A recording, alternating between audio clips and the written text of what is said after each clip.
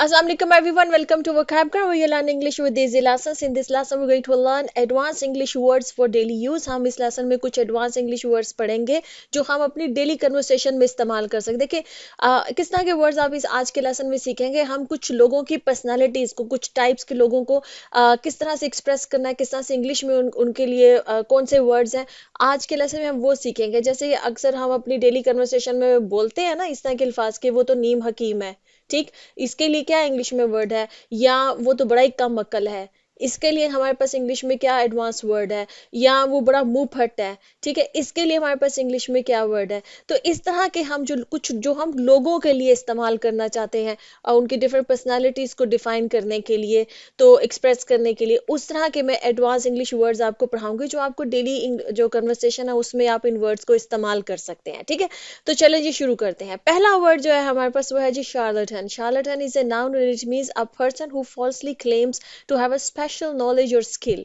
देखिए, नीम हकीम हम किसको कहते हैं? ऐसा इंसान जो कि जिसके पास उतना नॉलेज होता नहीं है उस खास पर्टिकुलर फील्ड का, लेकिन वो इंसान खुद को क्लेम करता है कि मैं जो हूँ ना वो इस फील्ड का बड़ा एक्सपर्ट हूँ, ठीक है। हकीम किसको कहते हैं? हकीम वो होते हैं ना जो हमें हमारी कुछ बीमारियों वगैरह का इलाज वगैरह करते हैं, कुछ जड़ी बूटियों के टाइप से, ठीक है, जो भी उनके पास स्किल होता है।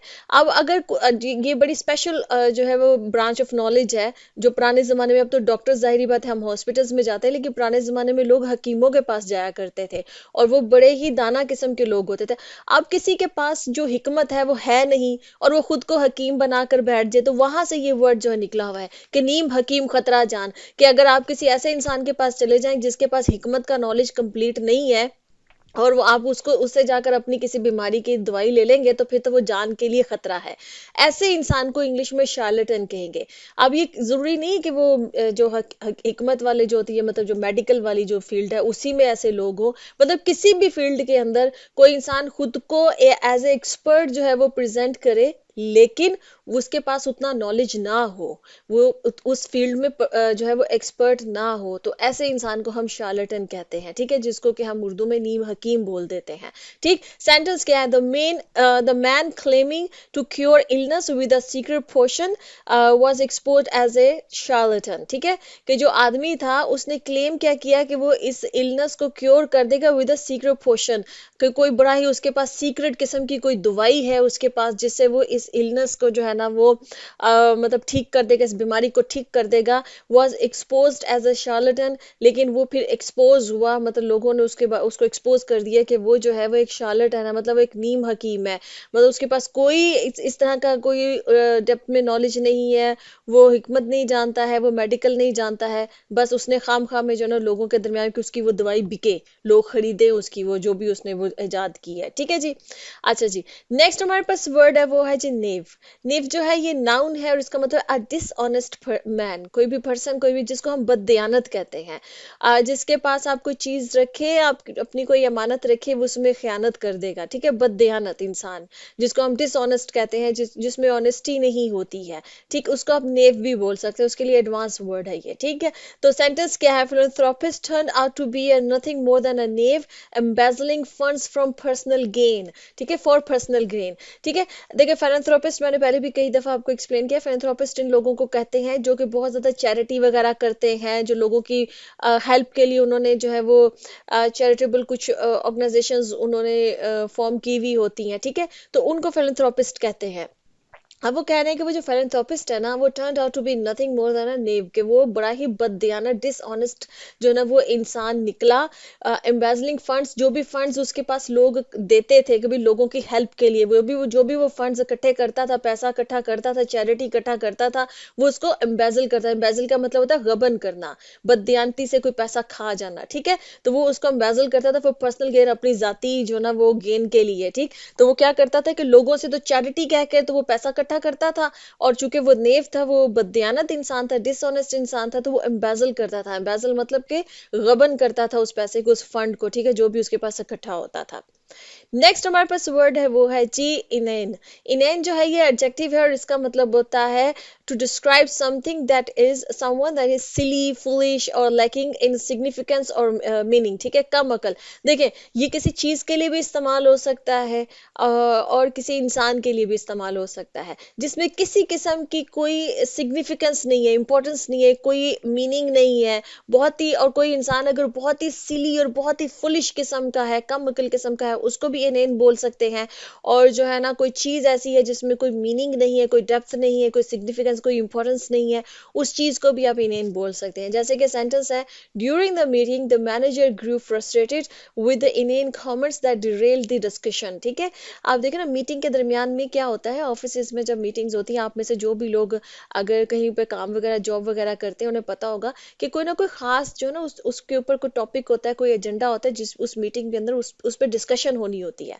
अब उसमें बड़े इनेन किस्म के कमेंट्स जो है ना कोई बड़े ही सिली किस्म के फुलिश किस्म के जो है ना क्वेश्चंस, अब इनेन क्वेश्चन भी हो सकता है, बड़ा ही फुलिश मतलब कम अकल किस्म का जो क्वेश्चन हो या बड़ा ही कम अकल किस्म का कोई कमेंट हो, अगर लोग इस तरह के कमेंट्स उसमें पास करने लग जाए तो जाहिर बात है कि वो जो भी डिस्कशन हो रही है वहां पर वो डिरेल हो जाएगी, ठीक, वो तो खराब हो जाएगी ना, खत्म हो जाएगी, मतलब सारी डायरेक्शन जो है वो दूसरी तरफ चली जाएगी, कोई सीरियस होकर उस टॉपिक पर डिस्कस नहीं कर रहा है। तो इससे क्या हुआ, जो मैनेजर था वो बहुत ही फ्रस्ट्रेटेड हो गया कि किस किस्म के इनेन किस्म के जो ना ये लोग कमेंट्स पास कर रहे हैं, किस किस्म के जो इनेन किस्म के ये क्वेश्चंस जो है वो आस्क कर रहे हैं, कोई भी सीरियस नहीं है इस टॉपिक को लेके। अच्छा जी, नेक्स्ट हमारे पास वर्ड है वो है जी ब्रस्क। ब्रस्क जो है ये एडजेक्टिव है और इसको कहते हैं someone who is abrupt blunt और कर्ट इन मैनर और स्पीच। कोई इंसान बड़ा ही मुंह फट है ना, उसको ब्रस्क कहते हैं। आप उसको जो है ना ब्लंट भी कह सकते हैं, हम ऐसे लोगों को ब्लंट भी बोलते हैं, बड़ी ब्लंट है वो, मतलब जहां पे जो भी दिल में आता है बोल देती है, बिल्कुल लिहाज नहीं रखती है लोगों का, ठीक है, मुंह फट टाइप के जो लोग होते हैं, आप उसको ब्रस्क भी बोल सकते हैं। थोड़ा एडवांस उसके लिए वर्ड इस्तेमाल करना है, ठीक। जो मुंह फट होते हैं, ब्लंट होते हैं, कर्ट होते हैं, उन्हें कोई फर्क नहीं पड़ता है कि कहाँ पर कौन इंसान बैठा हुआ है, किसके सामने क्या बोलना है, वो कुछ भी बोल देंगे। तो ऐसे मुंह फट टाइप के लोगों को जो है ना आप ब्लंट भी कह सकते हैं, ब्रस्क भी कह सकते हैं। सेंटेंस क्या है, his brusque communication style often created tension in the workplace making collaboration difficult, ठीक है, कि उसका जो कम्युनिकेशन स्टाइल है वो बड़ा ही मुंह फट किस्म का है, मतलब वो कहीं भी कुछ भी बोल देगा, बॉस के सामने बोल देगा, मैनेजर के सामने बोल देगा। अब क्या हुआ, वो वर्क प्लेस के ऊपर उसके लिए टेंशन ही क्रिएट होती है और उसके लिए जो ना कोलैबोरेशन करना जो है, वो लोगों के साथ मिलकर काम करना जो है वो मुश्किल हो रहा है, क्योंकि जाहिर है ऐसे मुंह फट टाइप के लोग जो होते हैं उनसे फिर दूसरे लोग जो है वो ऑफेंड हो जाते हैं इस तरह के लोगों से, ठीक। अच्छा जी, नेक्स्ट हमारे पास है जी कैप्रिशियस। कैप्रिशियस जो है ना वो ऐसा इंसान होता है something that is impulsive, unpredictable and subject to sudden whims और चेंजेस, ठीक है। कोई इंसान जो है ना whim कहते हैं अंदर की जो वो एक किस्म की ख्वाहिश जो उठती है, ठीक। तो कैप्रिशियस कौन इंसान हुआ, मनमोजी टाइप का इंसान हुआ, जो दिल किया बस वो किया, ठीक है। अभी दिल किया है रात के मतलब के कहीं बाहर जाने को आधी रात को तो उठ के चल पड़े, दिल किया तो कहीं ट्रैवल करने को तो उठ के ट्रैवल कर ले, दिल किया तो खाना खाने को तो कहीं बाहर खाना खाने चले गए, घर में खाना पहले कह दिया पका लो, फिर दिल किया नहीं आज तो बाहर से खाऊंगा तो बाहर चले गए। मनमोजी टाइप जो अपने दिल में अपनी विम्स जो होती हैं उसके हिसाब से जो ना वो चलते हैं, अपनी बड़े इम्पल्सिव किस्म के होते हैं, अनप्रडिक्टेबल होते हैं, आपको नहीं पता होता है कि वो कब क्या कर बैठेंगे, ठीक है। तो इस तरह के लोगों को आप कैप्रिशियस कहते हैं, मनमोजी टाइप के लोग होते हैं, जो मन में आता है वो करते हैं, वो मतलब इतने उनके अंदर थोड़ा सोच समझ के नहीं चलते हैं कि चीजों को जरा सोच समझ के देखभाल के नहीं, जो दिल में आ गया कर लिया, कैप्रिशियस। साइंटिस्ट क्या होगा, her capricious behaviour makes it difficult for her friends to anticipate her moods, ठीक है, वो बड़ी कैप्रिशियस है, मतलब आज अभी कुछ कर रही है, अभी दिल नहीं किया तो कुछ और करने लगे, अनप्रडिक्टेबल है, इम्पल्सिव है, जो दिल में आता है वही करती है। तो क्या हुआ कि उसकी वजह से उसके जो फ्रेंड्स है ना उनको उनके लिए बड़ी मुश्किल हो जाती है कि वो मतलब इसको एंटिसिपेट कर सके कि आज इसका क्या मूड होगा, आज अच्छे मूड में है, बुरे मूड में है, आज बाहर जाने के मूड में है, आज अकेले रहने के मूड में है, तो क्या मूड है जनाब का, ठीक है। तो कैप्रिशियस है बहुत ज्यादा। अच्छा जी, नेक्स्ट हमारे पास है वो है जी फैसिशियस। फैसिशियस जो है ये भी एडजेक्टिव है और इसका मतलब है person behaviour speech that is meant to be amusing और ह्यूमरस। खुश मिजाज किस्म के लोग जो हंसते खेलते रहते हैं, हर वक्त दूसरों को भी, खुद भी हंसते दूसरों को भी हंसाते रहते, बड़े ह्यूमरस किस्म के लोग होते हैं, ऐसे लोगों को फैसिशियस भी कह सकते हैं, ठीक है। जो जो कि ना दूसरों को अम्यूज करते हैं, वो कोई भी चीज, अच्छा किसी चीज को भी कह सकते हैं आप, कोई बिहेवियर हो सकता है, कोई स्पीच हो सकती है, कोई इंसान हो सकता है जिसको फैसिशियस कहते हैं, बड़ा खुश मिजाज किस्म का।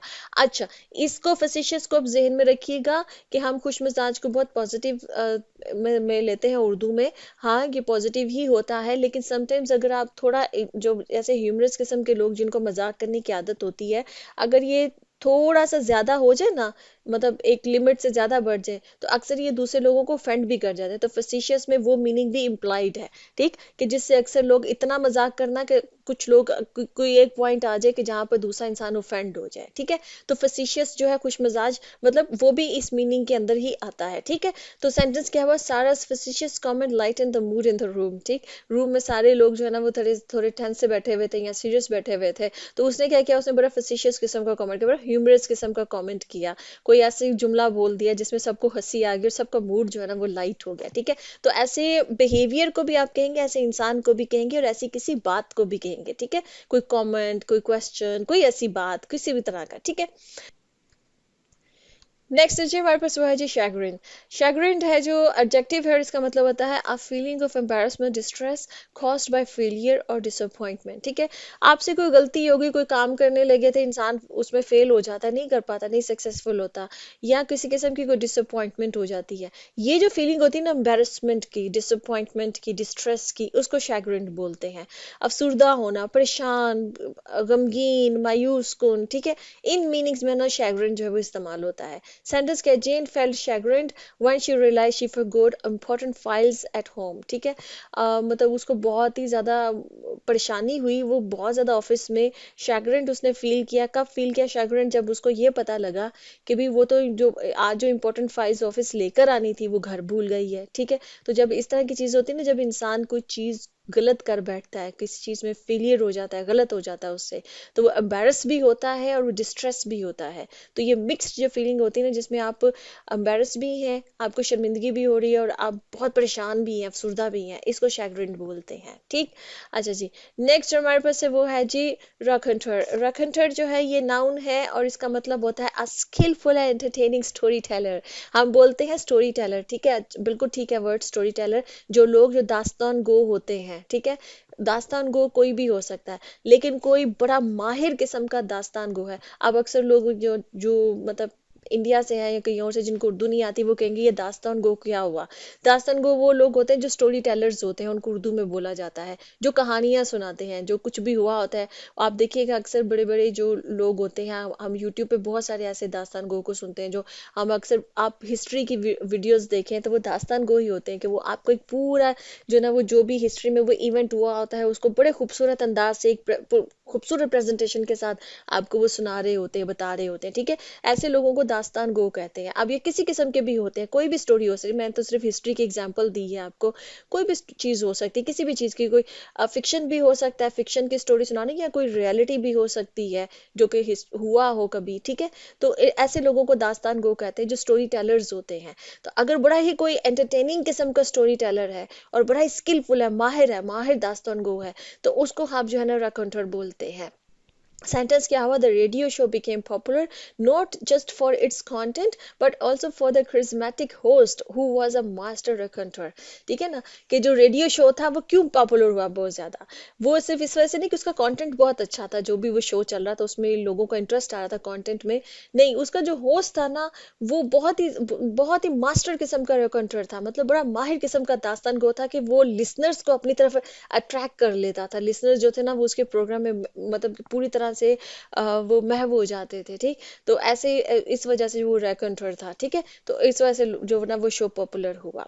ओके जी फ्रेंड्स, यहाँ पे लेसन खत्म होता है। आई होप कि इंटरेस्टिंग वोकैबुलरी आज आपने सीखी है। आप इसको अपनी स्पोकन इंग्लिश में इस्तेमाल कीजिए, लोगों को इम्प्रेस कीजिए, ये वर्ड्स को इस्तेमाल कीजिए और इम्प्रेस कीजिए। ओके जी, अल्लाह हाफिज।